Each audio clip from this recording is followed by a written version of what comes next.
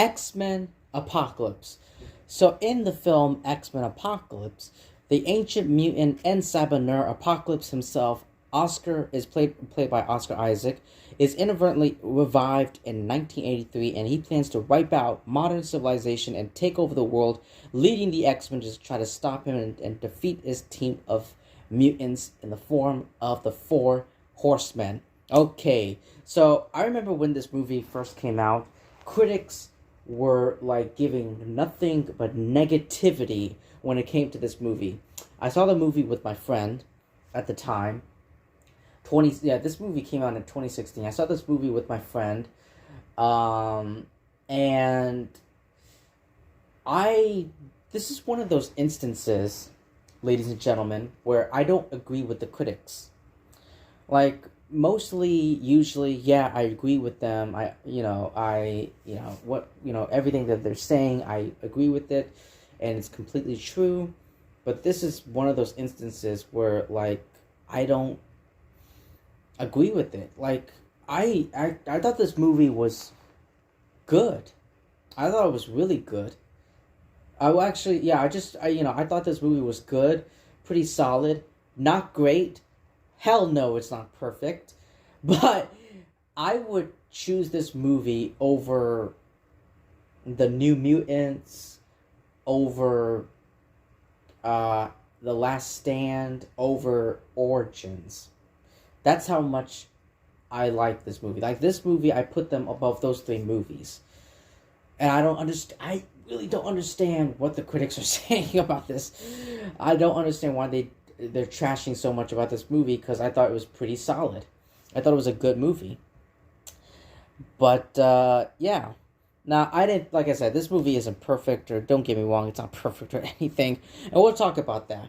So, yeah, I thought, like, the themes, the performances given by the cast members, especially Michael Fassbender as Magneto, were great. Meanwhile, I felt like the action was just overstuffed, and there was too much of it. Like, they turned it up to 11, and I felt like it was just too much. It felt overloaded. That's the word I was looking for. And the plot itself doesn't it feel formulaic? Like, you're watching this movie, and you're like, I've seen this from somewhere. I've seen this from somewhere. It feels recognizable. So yeah, it's not original. It's nothing new. And plus, the portrayal of Apocalypse. I hated what they did with the character of Apocalypse. So we'll talk about. And so yeah. So I guess we'll go into the bad, and then we'll end this review with the good. So the main issue with X-Men Apocalypse is Apocalypse, the titular villain, the main villain of this movie. He comes off as weak and generic villain who plans on destroying the world. Oh no.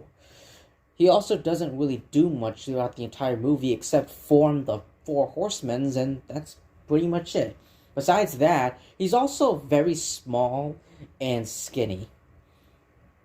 Like, he's very small and short, compared to the other Four Horsemen. I mean, like, I wish they would have gone with the comic books and had him jacked up, make him look big and menacing, kind of like Thanos. Thanos looked like he's muscular. Like, Thanos is tall, he's muscular. It makes him look menacing. He's like 7 or 8 feet tall, which is crazy. Here, I feel like Apocalypse is like 4 feet tall. I'm not like, it's like 4 or 5 feet tall. I'm not intimidated by him. But, yeah. And also the plot itself is weak and overstuffed and moves at a dreadful pace with way too much exposition, way too much, and unnaturally stiff dialogue. And it takes about, like, roughly an hour and 11 minutes for the payoff action to happen, for it to happen. So yeah, And there's also way many subplots happening with too many characters being focused on. It just doesn't know whether to focus on this character or whether to that character. Xavier, Magneto, Mystique, Apocalypse, Beast, Jean Grey, Cyclops. Where should we focus the movie on? Like, what's going on? There's like so much shit, you know. And also there's like there's so much inconsistency, like with the CGI and the unconvincing sets. Like there's like so much, like I'm watching this movie and I'm like, oh my god, this looks like this looks like this looks like a terrible blue, green screen, blue or green screen.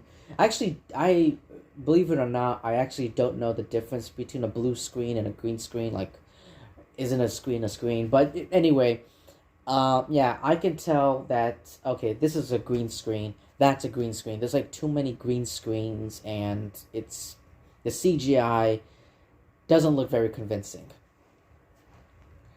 So yeah. So those are like my main issues with the film.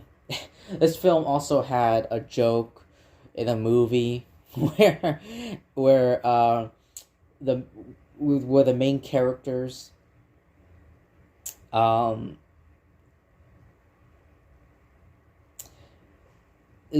main characters are they walked out of a movie theater, and they walked out of they walked out of the movie theater, and they made a joke about the third movie in a trilogy is the worst one.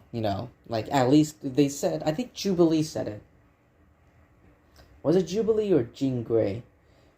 But anyway, I saw this movie. We watched this movie a couple days ago. But anyway, and a lot of things happened in between. But anyway, one of them said that, at least we can all agree that the third one is the worst, which is a little a little picking the fun, of X-Men: The Last Stand.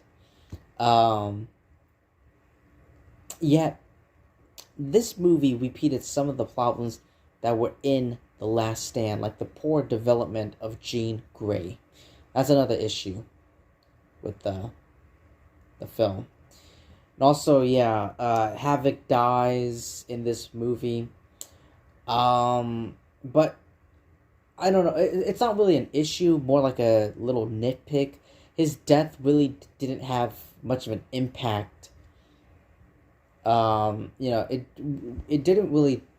His death didn't really have much of an impact. Havoc's death, like, he dies and that's it. Moving on. Meanwhile, it's like, out of all the members of the Four Horsemen, like, I really liked Storm. Like, Storm and Magneto are the only two good. Like, Psylocke is just there. Like, Psylocke is just there. And then also Angel is kind of like the muscle. There's like no development with those two characters. So yeah, they didn't really fully develop the Four Horsemen, is basically what I'm trying to say. But there are some memorable moments in the film, like the scene where Quicksilver saving everyone in the school from a big explosion, which became iconic. Which, Quicksilver has always been. Evan Peters, Quicksilver, he is like the VIP. He's like right up there with, like, Professor Xavier, whether it's you're talking about the old or the young one. He's right up there with Hugh Jackman and Ryan Reynolds. That's like Ryan Reynolds, Ian McKellen, James McAvoy, Michael Fassbender. Who else am I missing? But yeah, he's like right up there as like one of the best, like, performances and characters of the X-Men franchise. Like he like his slow motion scenes looks really cool. Like I'm still like every time I see it, I'm like, when he's like slowing down, every time I see it, I'm like, this is so cool. And I'm like, how do they do that? How do they film his slow motion scenes like it, in slow mo? Like, it's crazy. But anyway, yeah, he's a show stealer. His and all, and Evan Evan Peters, excuse me, what did I say? Evan Peters' performance as him continues to be amazing, as always. There are some great themes in there. Wolverine has a pretty good cameo. But yeah, that one scene in the forest with Magneto losing his wife and daughter at the same time, like the arrow, that fucking guy wasn't paying attention. He let go of the arrow and it shot through both of them. He lost both of them at the same time. Oh my god.